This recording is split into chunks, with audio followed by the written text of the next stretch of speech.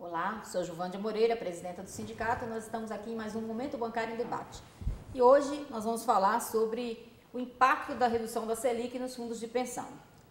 Isso no primeiro bloco. No segundo bloco nós vamos conversar sobre o final da 16ª Copa de Futsal, masculino e feminino. Estamos com dois convidados especiais para o primeiro bloco e dois convidados especiais no segundo bloco. Então a gente vai começar agora falando sobre os fundos de pensão e a gente vai contar aqui para falar um pouco sobre esse assunto com o José Ricardo Saceron, que é vice-presidente da ANAPAR, Associação Nacional dos Participantes do Fundo de Pensão, também é ex-dirigente eleito da Previ, que é o fundo de pensão dos funcionários do Banco do Brasil. Boa noite, Saceron. Boa noite, Juvândia. Obrigada pela presença. E a gente também vai estar contando aqui com a presença de José Carlos Alonso, que é diretor eleito, tá, da FUNCEF, que é o Fundo de Pensão dos Empregados da Caixa Econômica Federal. Boa noite, Zé. Obrigado pela presença. Boa noite, tudo bem? Tudo bom. Bom, a FUNCEF, ela é o terceiro maior fundo de pensão do Brasil e um dos maiores da América Latina, com patrimônio ativo total superior a 45 bilhões de reais e com 115 mil participantes. E a Previ é o maior fundo de pensão da América Latina, com ativo líquido de 156 bilhões de reais e 175 mil participantes. Então, eles conhecem esses fundos de pensão, entendem bem do assunto. E essa semana que o sindicato sediou um debate promovido pela ANAPAR, falando exatamente sobre esse tema. Teve convidados especiais e a gente vai comentar um pouquinho isso, né? Nós vamos ouvir um depoimento, depois eu queria que vocês comentassem um pouco esses depoimentos desses palestrantes que tiveram aqui no seminário. O desafio é ter uma carteira de investimentos que consiga render acima das taxas básicas de juros da economia. A receita para vencer esse desafio não é nada do outro mundo, com diversificação de carteira, com acompanhamento dos riscos assumidos. E isso ainda tem um espaço com a situação macroeconômica do Brasil na condição em que se encontra, de uma forma acima da média da situação econômica internacional e, portanto, com espaço para alcançar os resultados de médio e longo prazo. Alternativas são investimento em títulos de crédito, embora hoje esteja muito difícil comprar o crédito de emissão pública, então os emissores estão se aproveitando disso e emitindo títulos com spreads muito baixos.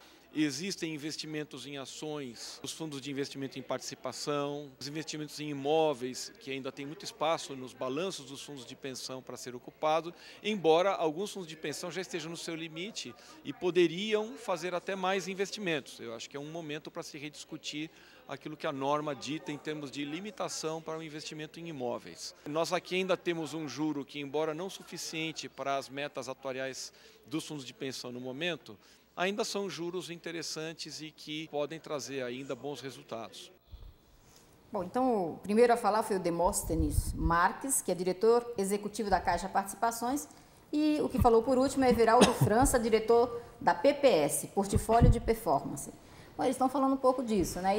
E aí, qual que é o impacto? E o pessoal, os bancários, BB, Caixa, estão preocupados com isso também, né? É o futuro da sua aposentadoria, a garantia dessa complementação.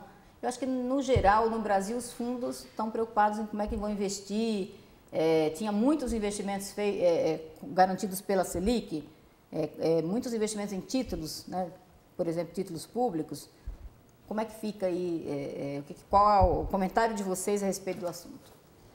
Não, hoje, Juvândia, a maioria dos investimentos dos fundos de pensão, com raras exceções, ainda é em títulos públicos federais, que pagavam taxas reais de juros de retorno acima de 6%, que é o mínimo que o fundo de pensão normalmente precisava render. E hoje a taxa Selic está a 2%. Então, se quiser ter uma rentabilidade adequada, os fundos de pensão vão ter que migrar para outros tipos de investimento, ações, imóveis, fundos de private equity e outras modalidades aí, títulos de empresas privadas e outras modalidades que tanto o Demóstenes quanto o Everaldo citaram. Mas vale fazer a ressalva que boa parte dos ativos dos fundos estão em títulos de longo prazo, que ainda garantem taxa de juros de 5%, 6%, 7%, 8% até. Alonso. Olha, eu acho que seria importante a gente citar que está havendo um movimento aí do sistema financeiro para a redução da meta atuarial dos fundos de pensão. E estão utilizando a redução da taxa de juros e dizendo que isso é mais segurança para os participantes. Só que estão aproveitando o momento de crise mundial que impacta no resultado dos planos, mas a redução da taxa de juros que o governo vem praticando, que é extremamente positiva, é a taxa básica, é a mínima taxa. Existem muitas possibilidades de investimento para garantir o atuarial. Agora, a preocupação maior que eu tenho é que está se discutindo a meta atuarial só olhando o investimento e sem olhar o impacto que tem para o trabalhador da ativa e aposentado. Porque quando você reduz a meta atuarial, a taxa de juros, para cada 1% que você reduz na meta, reduz em 10% o benefício do participante quando ele for se aposentar. Isso significa que é uma conta pesada que está sendo jogada só nas costas do trabalhador e não está sendo dividida a conta com a patrocinadora. Se essa redução for indevida, o plano vai ter resultado positivo e o superávit vai ser distribuído para a patrocinadora. Então é uma solução que prejudica o trabalhador, prejudica o aposentado porque posterga qualquer melhoria do seu benefício e atende aí muito bem o sistema financeiro, que sempre ganhou muito, e agora com taxas de juros mais baixas, eles teriam que trabalhar um pouquinho melhor para conseguir ter rentabilidade. Com certeza. Ele também fala, acho que o Everaldo fala isso, né? Que apesar da redução, ainda é uma taxa, né, expressiva se você olhar outros países. Apesar da taxa Selic, a taxa básica de juros ter tido essa redução, ainda assim, né? E eu acho que a curto prazo isso também não vai chegar em patamares que nós, né, ideais, em patamares internacionais ideais. Não, Mas essa redução que o governo fez, e acertadamente de forma bastante acelerada, ainda não foram criados instrumentos de investimentos adequados. E nós temos aí um país para reconstruir, né? Nós tivemos aí pelo menos 3 décadas sem investimento em infraestrutura.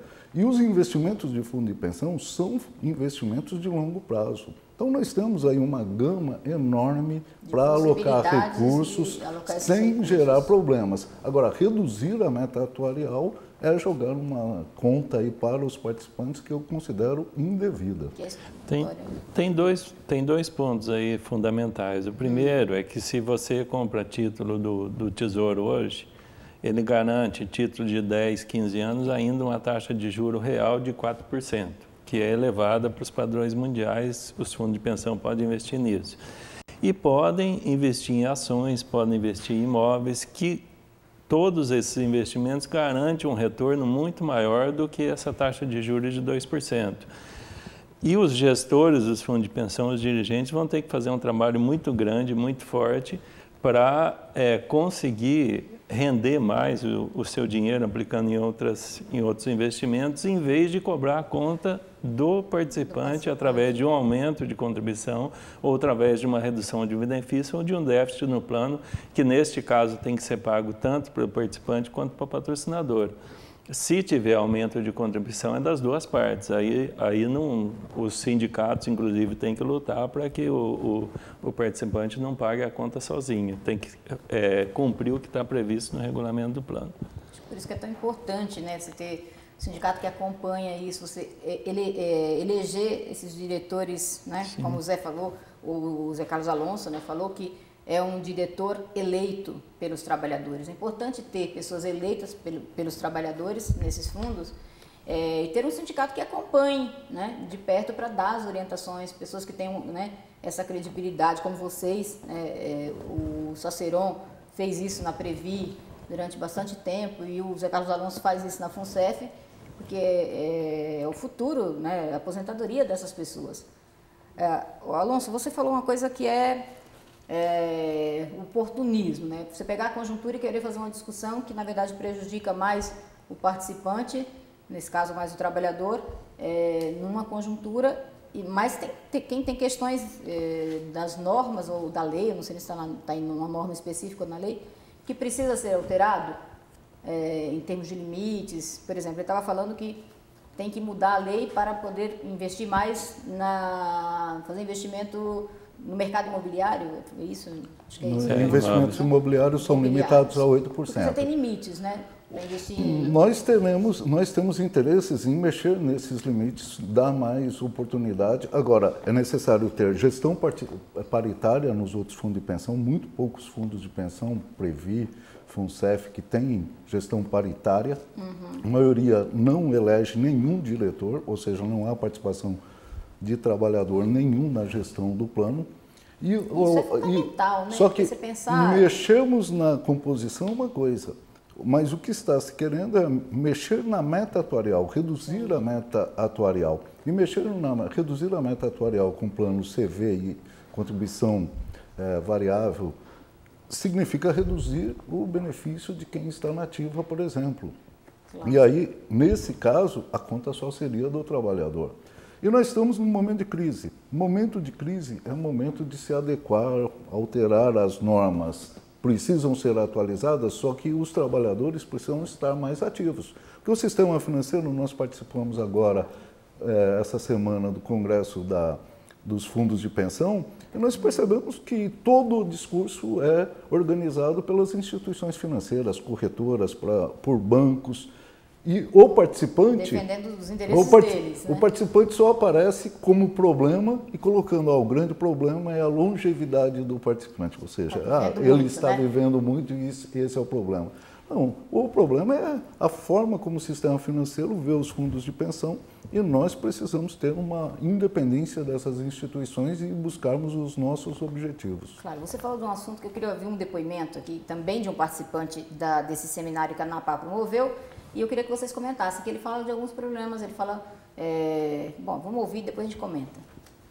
Bom, de um modo geral, a Previdência sofre de 4 grandes problemas. O primeiro deles é a desinformação. As pessoas não entendem qual é o seu benefício previdenciário, qual o tempo, e não conseguem se projetar ou planejar. Em que ela também acha que Previdência complementar é só para pessoas de alta renda ou de grandes empresas, e na realidade é uma necessidade comum a todos os brasileiros.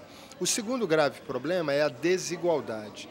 Então, a nossa busca é para que essa desigualdade seja suprimida, para que tenhamos uma previdência adequada para o brasileiro, independente dele ser servidor público, dele ser trabalhador de uma grande empresa, ou ele ser apenas um indivíduo preocupado que entendeu a necessidade da previdência. Depois, nós temos a questão, basicamente, de 2 grandes problemas estruturais. Um deles é a longevidade, estamos vivendo mais e melhor, graças a Deus. Então, esse crescimento na idade média, na qualidade, na expectativa, se projetarmos para o futuro, vai nos cobrar ainda mais. E a outra questão estrutural é a lógica do emprego. O emprego formal, como conhecemos, que a pessoa entrou numa empresa, vai aposentar 30 anos ou 40 anos depois na mesma empresa, já não ocorre. Muito bem, ele fala aí da desinformação, ou seja, acho que a maioria dos trabalhadores, dos brasileiros de maneira geral, não tem essa preocupação, não utilizam a previdência complementar, né? Acho que não, como um investimento para o futuro. Aí ele fala da desigualdade, da questão salarial, né? Diferenças, né? De renda, da longevidade, os brasileiros estão vivendo mais, isso para os fundos é um problema, né? Um problema, uma questão a se pensar, a se planejar, né? Eu diria. E também do emprego tanto da rotatividade, né? Quanto da informalidade, né? Ou da formalidade, né? A necessidade de você ter mais garantia, mais tranquilidade para você se planejar. Como é que vocês veem isso? Bom, primeiro, os trabalhadores brasileiros, o principal problema é a distribuição de renda no Brasil. Dos trabalhadores brasileiros, 93% ganham até o teto do INSS, que é R$ 3.900. Portanto, esses 93% já estão cobertos pela Previdência Pública. Então, em tese, teria pouca necessidade de previdência complementar, não que ela não seja necessária, muito pelo contrário. Então, essa é uma questão. A segunda é a distribuição de renda que está melhorando no Brasil. A luta sindical tem conseguido ganhos reais de salários, o aumento real do salário mínimo e outras medidas, o crescimento da economia que estão levando a um crescimento aí dos salários. Normalmente tem fundo de pensão os trabalhadores que têm emprego formal. Trabalhador que não tem emprego formal não tem nem INSS, que dirá fundo de pensão. Então, a formalização do emprego é um elemento muito importante que foi levantado aí pelo Edevaldo. Quanto à longevidade, eu não me preocupo com isso, porque os fundos de pensão brasileiros, hoje, eles já trabalham com uma expectativa de vida que é muito próxima da realidade brasileira. Então, o aumento da expectativa de vida não é um grande problema para os fundos de pensão hoje, porque o ser humano tem os seus órgãos que duram um determinado tempo. Ninguém vai viver 150 anos, a não ser daqui não sei quantos séculos. Futuro, né? Então, o futuro, a expectativa de vida é muito próxima da realidade hoje. E quanto ao conhecimento de previdência complementar, é um conhecimento que acontece muitas vezes nas empresas. Quando o sujeito entra, o trabalhador entra na empresa, ele acaba tendo contato com o seu fundo de pensão e planejando um pouco o futuro, contribuindo aí para formar a sua reserva para pagamento de benefício. Alonso. Eu queria chamar a atenção para um outro problema, por exemplo, muito característico na categoria bancária, que mesmo tendo o salário coberto pelo INSS, a renda dele é superior. Ele tem uma parte da renda que é PLR, Sim. Auxílio alimentação, cesta alimentação, auxílio transporte, uma parcela significativa da sua renda que não é computada, não há contribuição nem por parte do banco, nem por parte do trabalhador para a Previdência. Portanto, não vai ser utilizada para calcular a sua aposentadoria. E esse é um problema que os sindicatos precisam enfrentar com um pouco mais de veemência para negociar com os banqueiros, né? A gente sabe que na mesa de negociação, durante a campanha salarial, o aumento salarial é premente, mas essa questão das verbas salariais que não compõem o salário de contribuição é um problema muito sério. E se há necessidade de educação, eu acho que nós precisamos trabalhar com as entidades sindicais para elas ajudarem a fazer essa educação financeira e previdenciária, até pela representatividade. Se envolvermos mais entidades sindicais nesse debate, eu acho que os trabalhadores, de um modo geral, vão sair mais fortalecidos.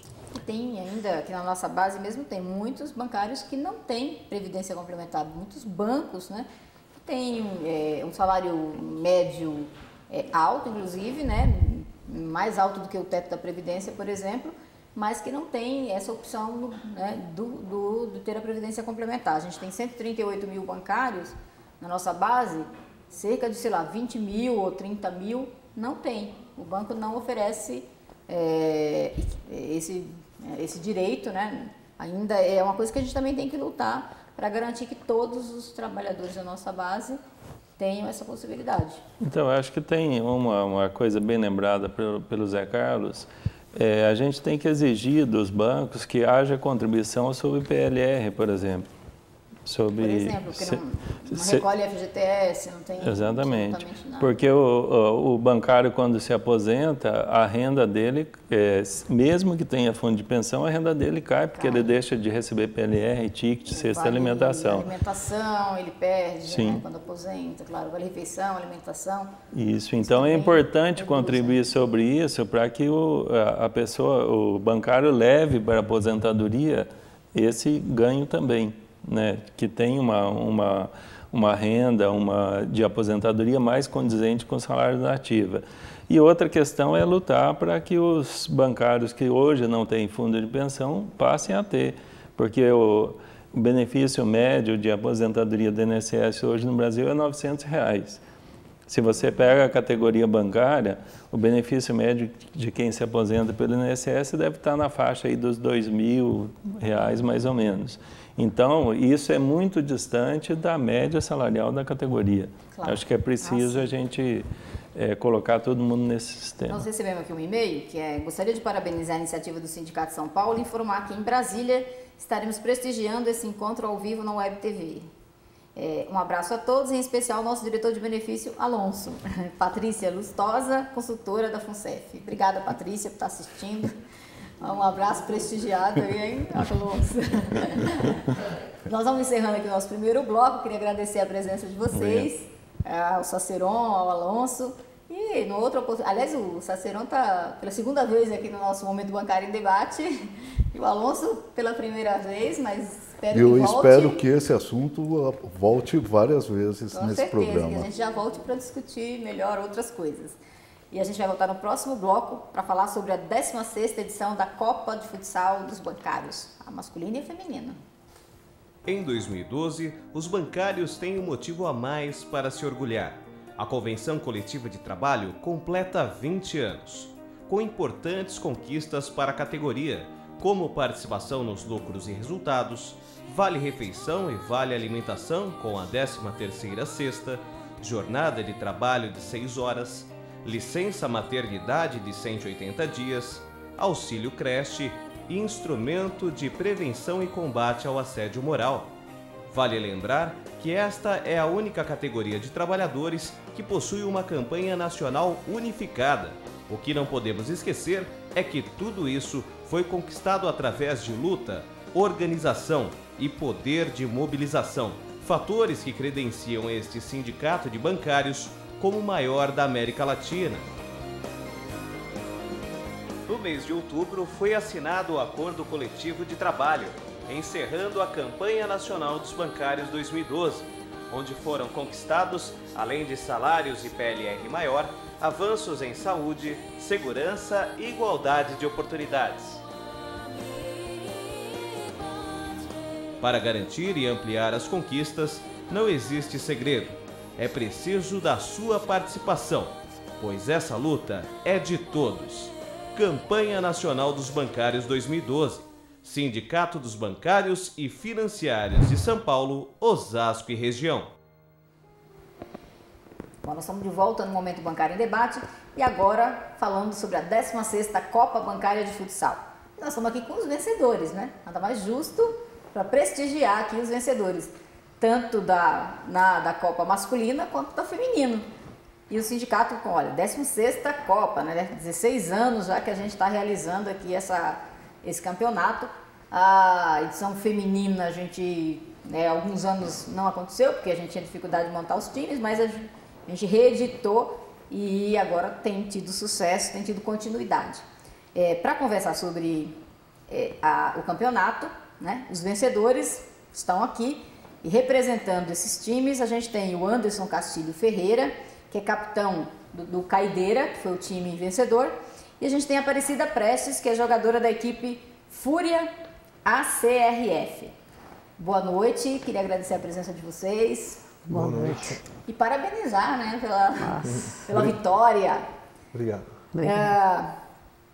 O Caideira, ele nos últimos anos, ele tem estado em todas as finais, é isso? Isso. E tem um rival aí, um time pelo menos, que tem estado também nas finais com vocês, que é o Cerveja e CIA. O campeonato ele é bem disputado, né? Então, Quantos times você tinha nesse campeonato masculino? Se eu não me engano, acho que uns 32 times, né? Então, só que assim, o Caideira e o Cerveja sempre montam equipes boas, né? Então, sempre a gente estamos disputando semifinal ou até mesmo a final, aí com isso que acaba tendo essa rivalidade, sempre Cerveja ou Caideira campeão, entendeu? A rivalidade já é bem tradicional aqui dentro. Mas quem ganhou mais campeonatos? O Caideira ou o Cerveja? Eu acho, o Caideira, ele ficou um bom tempo sem participar, né? Mas o Cerveja já veio um bom ano, bastante tempo participando desse campeonato. Mas lá fora você me disse que você acha que vocês que ganharam mais. Assim, é que eu falei, né? Minha opinião, como era eu como jogador do Secomp, que disputou vários campeonatos do sindicato, minha opinião, eu como bancário, sendo campeão, acho que o meu time foi mais campeão do que o Cerveja. Muito bem, nada. Eu não tenho como mostrar para você de todos os anos que disputou, né? Claro. A gente não tem esse arquivo todo, né? Mas é uma disputa boa dentro de Cida, quadra. qual é a posição que você joga no time? Olha, eu jogo tanto no ataque como na defesa, né? E há quanto tempo seu time está jogando? Olha, a minha equipe, essa atual, a gente montou tem 1 ano. Mas já conseguimos ganhar lá no Itaú o campeonato, né? E agora interno, o interno, porque o Itaú, ele sempre, todos os anos, tem o campeonato de futebol de salão. Você tem alguma jogadora aí que é sua inspiração? Fora de empresa? Assim, no futebol feminino. No futebol feminino, a atual é a Marta, né? Que está, inclusive, motivando, né? Incentivando o futebol feminino em todas as áreas. Tanto nas escolas como nas empresas. E isso aí é importante. De quem? Nós ganhamos do Champs-Élysées, que é representado pelo Banco do Brasil, né? Mas, na verdade, a gente jogou com elas 2 vezes, né? Na primeira, elas ganharam de virada da gente. Eu lembro que a gente tinha um time aqui no sindicato que jogava mal. Nossa, nós levamos umas goleadas. Logo no primeiro jogo, nós fomos disputar. E o Champs-Élysées já jogava nessa época. Joga bem também, né? É uma equipe muito forte. Inclusive, a gente jogou a primeira rodada que a gente jogou, elas ganharam de 3-2. Nesse mesmo campeonato. Não, nesse mesmo campeonato, a gente teve uma na eliminatória. Então, elas ganharam da gente de virada de 3-2. E a gente ficou esperando a final para fazer o revanche. E qual foi o resultado da final? Foi 4-3 de virada para a gente. 4-3? 4-3. De virada. Elas foi de virada. Ganhando, e você viraram. Muito bem. Foi muito emocionante. Qual a posição que você joga? Eu sou goleiro. Sou goleiro? Nossa Senhora. Terrível. Ficar olhando aquela bola, viu? Muita bolada, né? Tem que ser muito sangue frio, não é? Tem que ter muita paciência, né? Pena que a gente até extrapola um pouquinho, mas você, como goleiro, você tem que sempre manter aquela calma, né? E você é o capitão? Sou o capitão. O pessoal te respeita? Respeita. Assim, até é certo que eu sou um pouco mais velho, né? Que os outros jogadores. Mas assim, em termos, dentro do grupo, acho que todos se respeitam. Entendeu? Uns dos outros, a gente ouve cada um ouve realmente a cobrança. E o Caideira tem bancário de que bancos? Ele tem 3 pessoas só que são do Santander, eu e mais 2. Os outros jogadores são próprios do Bradesco mesmo. E você já jogou em outros times antes, né? Já joguei no Secomp, que era o Banco Real antigamente, né? Que tinha um Banco Real. A gente tinha um time que era próprio do departamento, né? Que é muito difícil hoje você montar um time de um lugar só, de um departamento, né? Aí acabei indo para o Santander, né? Aí eu recebi o convite do Bradesco para jogar com Caideira, né? Que acabou, como teve essa mudança de bancos, os jogadores foram demitidos, alguns saíram do banco, então o time acabou. Aí eu acabei recebendo esse convite, faz uns 4 a 5 anos que eu estou no Caideira. Vamos ver umas imagens aí da final. A decisão da 16ª edição da Copa Bancária de Futsal foi bem emocionante. O jogo que abriu a disputa pelo primeiro lugar foi o do feminino, com o confronto entre Fúria ACRF e Champs-Élysées. Aos 4 minutos, o Champs-Élysées abriu o placar. Embalada, a equipe marcou mais 2 na sequência. Já no segundo tempo, o Fúria ACRF entrou mais forte e decidido a virar o placar. A equipe fez mais 3 gols e conquistou o campeonato. Final, Fúria ACRF 4, Champs-Élysées 3. Outra disputa também muito aguardada era dos rivais Caideira e Cerveja e Companhia. Logo aos 13 minutos, em um belo passe de bola, Caideira abriu o placar. No segundo tempo, Cerveja e Companhia iniciou uma reação e fez o seu primeiro. Os últimos minutos da partida foram ainda mais emocionantes. Faltando apenas 1 minuto para terminar a partida, o Cerveja e Companhia fez o segundo, mas não teve jeito. Nos segundos finais, o Caideira marcou o 4º gol e partiu para comemorar o bicampeonato. Final, Caideira 4, Cerveja e Companhia 2.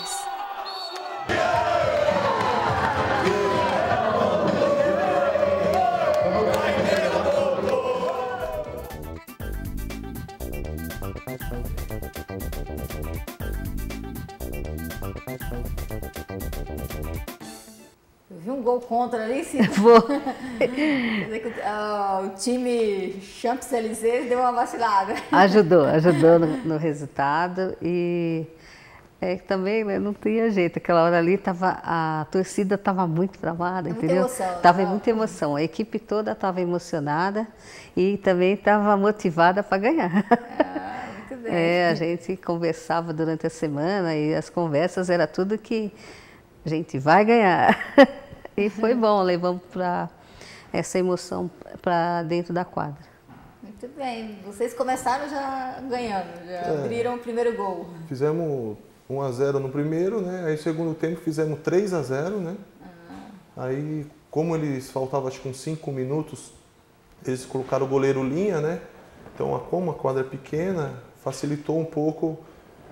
Acabamos tomando 2 gols, né? Só que aí na hora que saiu a bola, quando tomamos o segundo gol, acabamos fazendo o quarto gol, liquidando a partida.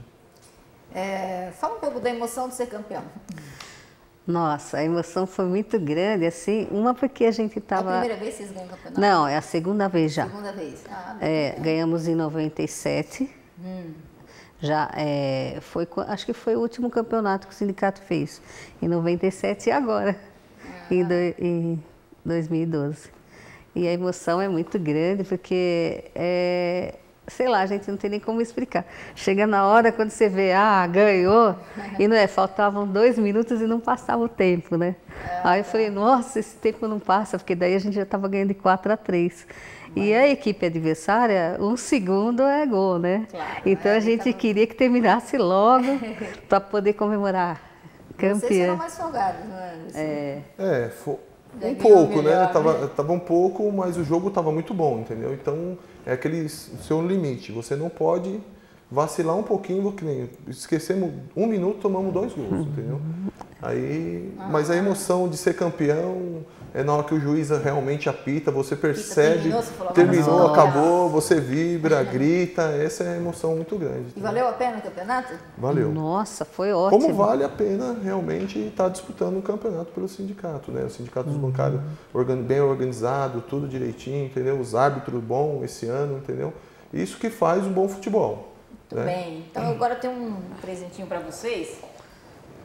Vamos lá. É a foto aqui. Nossa. Foto, se dá para mostrar. Dá para aproximar? Foto do time feminino e também do masculino, né? Da final, quando vocês já estavam felizes da vida por ganhar o campeonato. Vou pegar aqui para a Cida. Que bonito. Eu acho que tem que ficar sentando. Você tem que ficar sentada aí, porque você está presa, eu que estou liberada. Tá, obrigada. Aqui, ó, Anderson de vocês. Nossa, que linda. Bicampeão também? Bicampeão. Nossa, o ano passado foi um campeão também. Esse aqui vai ficar guardado. Muito bem, parabéns a vocês, a todo o time, né? Transmita o nosso abraço para todo o pessoal. E eu espero que o ano que vem vocês estejam de novo no campeonato, disputando. Com certeza. Eu queria agradecer ao sindicato também porque o esporte é muito importante para a gente, na parte de integração, amizade, tudo envolve dentro ali. Então, a gente queria agradecer também a organização, que estava ótimo. Obrigada. Tá? Obrigado. Eu também queria agradecer, né, pelo quadro, muito bonito, né, bicampeão, né, o ano passado fomos campeão também. E pela organização, excelente o campeonato, bem organizado, os árbitros bons. E continue assim, né? Espero voltar aqui o ano que vem com o tri. Muito bem, tá? Também. Obrigado, Até o próximo Momento Bancário em Debate. Um grande abraço a todos.